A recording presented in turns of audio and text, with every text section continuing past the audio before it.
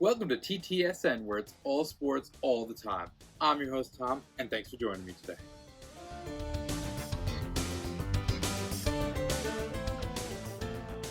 So today we kick off week 2 of our This Weekend in Sports series. Another big weekend in sports. Major story has to be major story has to be Jon Rahm winning the U.S. Open. Wow, what a tournament we had. There was carnage on the weekend. Torrey Pines did not disappoint with the difficulty of the course. We had Bryson, who was just looked like he was just gonna, kind of dominate the final round. And, all that he's prepared for, all that he's worked for, is finally going true again. He's gonna win back-to-back U.S. Opens, and then Bryson with the biggest implosion you will ever see on a back nine of the U.S. Open. My man went from shooting 5 under and leading the tournament to, by the time he was over, he was hitting balls to the left, to the right, to the center, up to the top, to the bottom, everywhere. He went from 5 under to finish, I believe, at 3 over. That is all that was on the. I believe all that was on the back nine. That was insane. Bryson absolutely choked that tournament out. Rory also could have won it, and he didn't perform well on the back nine. Colin Morikawa was terrible on the back nine. Xander Schauffele he could have won it, but after all that carnage, there were 2 men left, and we had a pretty good duel, even though there were like 3 holes difference from each other. Also, my pick of Brooks looked great on the back nine, and then Brooks also just forgot how to play golf, and he couldn't win. So my picks of Brooke and Bryson were looking great on the back before the back nine hit in round 4. But yeah, we had a 2-man duel. Rahm, Louis Oosthuizen. Oosty got the lead. He had a 2-shot lead over everyone at one point, and then he bogeyed, and then it was a 1-shot lead, and then Rahm with a beautiful birdie putt to get him to 5 under. And we're like, all right, we got something here, but like Louis still has a lot of holes to left. Let's see if he can get something. And then Rahm with that birdie putt on 18. Oh my God, what a putt! Absolutely stunning. We thought once he hit into the sand on 18, we're like, there goes his shot at winning this tournament. It's gonna either have to be a playoff or he's probably gonna lose by 1 to Louis. But what a putt that was on 18 to give him the 1-shot lead in the clubhouse. Oh my God. And the reaction from Rahm was incredible. He was so hyped up. It's one of the reasons why I love Jon Rahm so much. The passion, the fire he shows. You give me a golfer or any athlete for that matter, that has passion, that has energy, that, yes, they get angry, yes, they get mad. That's fine with me. It just shows how much they care and they love the sport. And that is 100% what I love about Jon Rahm. It's what will win him more majors. And just congrats to Jon. What a performance. What a tournament. What a round 4 for him. Just the tough as nails to just come back and just win this tournament. To come back. He said in his post-game interview, one of my favorite things I've ever heard. He said, I've always believed in karma. And boy, was karma on his side after what happened to him at the Memorial. Up by, 8 strokes going into the final round and having to withdraw because of a positive COVID test. And he was winning that tournament. No doubt about it. He was winning that tournament. And you know what? He had to withdraw. Didn't win the tournament. Guess what? He got something better. He got a U.S. Open championship, baby. Let's go, Jon. Vamos. So happy for him. Also, Louis Oosthuizen, another second-place finish. You can't get a better guy on the tour than Louis. If it wasn't Rahm he was going up against, I would have been rooting for Louis to win the tournament. It would have been such a cool story for him to win again after he won the Open Championship, 10+ years ago. Louis, great tournament. Hats off to you, my man. You are a class act, a world golfer. I hope you'll get another major soon. But this is all about Jon Rahm time, baby. Let's go. All right, we move on from. Actually, no, one more thing. If you watched the betting show we did last week, I gave you Guido Migliozzi 500 to 1. I kind of touched on each ways a bit, but I can't really bet each ways here where I live, so it didn't really matter.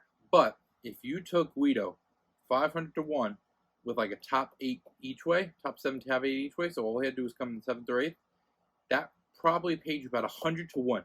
100 to 1. You're welcome if you made money on that pick. If you did, come on, drop it a like, subscribing for more golf picks. I'll probably have a Travelers show later this week. Not 100% sure. I got to look at the field. I haven't even looked at the field yet. See if there's any bets I like. I'm pretty sure Guido's in that field, so you better believe we betting Guido again if he is.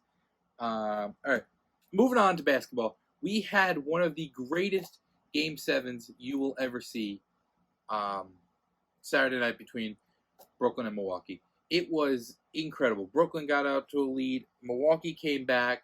Then Brooklyn took the lead. Then we go down to the wire. Kevin Durant takes a fadeaway that he thinks is a three to win the game with 1 second left. Turns out his foot was on line. He was that close. I'll see if I can find a still to show you guys. That close to winning the game for Brooklyn, sending them to the conference finals. Instead, the game goes to overtime. A little bit of a lackluster overtime. A lot of fatigue in that overtime. You can definitely tell. And then Chris Middleton hits a kind of like a running fadeaway shot, and Milwaukee wins it, I believe, 113, 111. Absolutely insane. Kevin Durant, bona fide second best player in the league. Absolutely, maybe the greatest scorer I've ever personally seen. I think he had 48. Giannis with a 40-pointer. Chris Middleton played fantastic, my guy. I'm pretty sure like almost every starter on the Nets played like 50-plus minutes in this game, and their bench had 0 points because they played like 3 combined minutes. They put it all out on the court. Milwaukee, I believe Middleton and Giannis both played around 50 minutes, but they were a little more spaced out. But what an incredible game. What an incredible series. No Kyrie for the rest of that series. James Harden was dealing with a grade 2 hamstring strain, so can't really fault the Nets. But Kevin Durant put that team on his back and tried as hard as he could to will that team to the conference finals. Didn't work out. Happy for me because I'm a Knicks fan and do not want to see the Nets have success. Selfishly enough, they will go on to play the winner of our other Game 7 that we had, Philadelphia and Atlanta. This one, not as good. Atlanta won it in surprise fashion. I really have to stop counting out Atlanta because I thought they had no shot against my Knicks. Destroyed us. Thought they had no shot against the Sixers. Won in Game 7. So, you know what? Now they go up against Milwaukee. My gut says they have no shot against Milwaukee. But what in God's name do I know? Because apparently Atlanta likes to define the odds and just win these series. It's insane. Between Trae Young, John Collins had a very good series against the Sixers.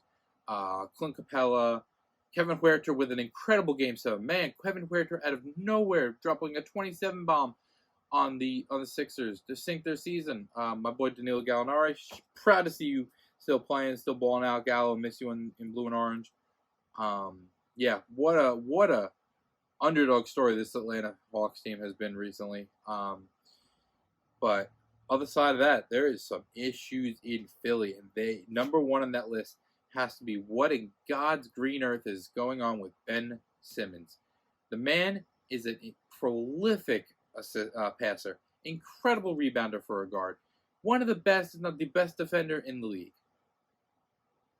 But why can't he score the ball? Why?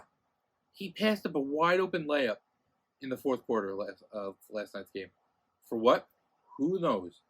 Gave it off to, I believe it was Thibault, who ended up getting fouled on the play. But wide open layup. Ben Simmons does not have the confidence to shoot the ball. He doesn't have the skills, apparently, to shoot the ball.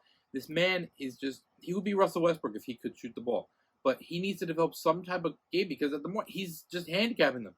They're going to need a better starting point guard next year if Ben Simmons can't shoot the ball. So that'll be really interesting to see what Philly does, what the reaction is going to be in Philly, because we know Philly fans are not the most accepting bunch of folks. Shout out if you're from Philly watching this. Yeah.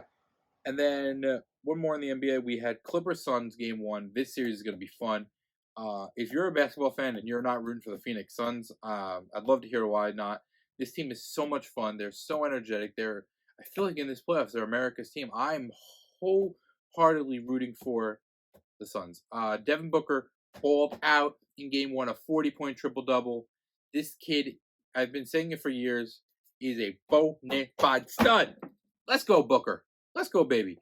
Paul George on the other side of that has played phenomenally without Kawhi Leonard. Really kind of shut up the narrative that he's not a postseason player. Has done fantastic. Reggie Jackson is earning himself a boatload of money this offseason with whoever decides to sign him because of his playoff production when Kawhi got injured. No Kawhi for the Clippers. No Chris Paul for Phoenix due to COVID regulations. So really cool to see them get that win. hopefully the series I have a feeling is gonna be a good one. I hope it goes 7 with a Suns victory. That's just my personal, I guess, prediction slash hope. Um, yeah, but like I said, this could be fun. This Phoenix team is so fun to watch with Aiden, Bridges, Booker, Cameron Payne played well yesterday, playing starting for Chris Paul, Torrey Craig. This team just plays, man. They just play. They play fun. I am so excited to watch them. I would love to see like a Suns Bucks NBA final because I really can't. I enjoy watching both those teams play, so can't really have a loser there. But yeah, that was the basketball action from this weekend. A few other stories, hockey stories. Vegas 2-2 with Montreal. They won it in overtime. I am shocked, just like I was shocked with the Hawks. I'm shocked to see Milwaukee this far um, in the Western. I guess I'm not calling it Western Conference Finals because I don't feel like calling a new name. Um, yeah, they really could have been up 3-1 on Vegas last night, but Vegas came back, scored it late, tied it late, and then won it right at the start of overtime. They switched to Robin Leonard to be in net for that game uh, after Fleury kind of single-handedly gave Montreal Game 3 after his horrendous turnover. So good to see Robin Leonard get the start, play well. I'm guessing it's probably going to be Leonard for the rest of the series now. It's going to ride or die with him, and goes back to Vegas tied 2-2, and we'll see if Vegas can kind of kick this back in gear and get rid of pesky Montreal. But the way Montreal's playing, I don't know who I would consider favorite to win this series. I guess you got to consider Vegas because they have home ice, but boy, Montreal has played well. We are going to combine our play of the week and play of the weekend with our second hockey topic. Islanders are heading this back to Tampa Bay, tied 2-2. They got out to a 3-0 lead in the game. They scored 2 in the third, and Islanders were looking good. And then all of a sudden, this play just happens, and Varlamov's way out of position in the net, and they have a wide open net to shoot for, tie the game late in the third quarter. And Ryan Pulock on the goal line pushes the puck away with his hand, basically just playing like hand goalie, pushes the puck away. Game, Islanders win 3-2, series tied 2-2. What a play. Absolutely one of the most heads-up, incredible defensive plays you'll ever see. Ryan Pulock with just the awareness, just to see the puck and stop it from going in there, knowing that no one else, he was the last line of defense for that game to go into overtime. So yeah, 2-2 going to Tampa. I still think Tampa has this series, but man, these Islanders are a pesky bunch, just like Montreal. And it would be wild if we had a Montreal Islanders Stanley Cup final. Boy, that would be something. I'll give my thoughts on that if it happens, but that would be something. Couple of quick hitters. If you're a Tampa Bay Rays fan, they called up Wander Franco this week. He will be in the lineup Tuesday against the Red Sox. For somebody who drafted him and is stashing him in fantasy baseball, I like jumped for joy when I got that news. I'm so happy to finally be able to put him in my lineup. Kid's going to be a stud, unanimous #1 prospect in all baseball. And hopefully we can get some good stuff from Wander for just my fantasy perspective. If you're a Tampa Bay fan, you must be thrilled. Around the world of racing, Kyle Larson wins in Nashville. The kid is incredible this year. He got that year taken away from him, and now he's just come back and just turned into Jimmy Johnson. Man has the best car every week, best setup, dominating. He's by and far the best driver in NASCAR this season, and I would be shocked if the championship isn't his come end of the year. Formula One, Max Verstappen passes Lewis Hamilton to win the race. Max Verstappen having an incredible year in F1. I'm a big Verstappen fan myself, so it's good to see. So that was our winners in racing this week. Kyle Larson, Max Verstappen. Euro 2020, we are ending the group stage this week. My guys, my Italians, coming through with a huge group stage, undefeated in the group stage, didn't even allow a goal, haven't even allowed a goal, I believe, in our last 14 matches. This team's looking incredible with Immobile, Insigne, and Berardi on the attacking, with Jorginho, Locatelli, and Barella in midfield. The defense is looking incredible, especially when they put Gio Di Lorenzo, shout out Gio, in on defense. Donnarumma is a brick wall back there. This team is going to be so hard to beat. And with the lack of greatness we've seen from the other top teams, I definitely have my Italians as the team to beat. A couple others. We had a great game between Portugal and Germany this weekend. Cristiano Ronaldo with a beautiful goal. Also with an absolutely incredible assist on a Diego Jota goal. A couple own goals for Portugal, really came back to bite them, and Germany won it 4-2. Very entertaining match. Absolutely. I was watching with some people who aren't the biggest soccer fans, and even they weren't complaining that they had to watch it. It was very entertaining. Yeah, I've been here rambling enough. It was a busy weekend in sports. I don't know what to tell you guys. If you stayed through for the whole video, thank you so much. I appreciate you. With that being said, thank you for watching me here on TTSN. If you like the content, you want more sports, give me a like, and if you're in the mood, hit that subscribe button.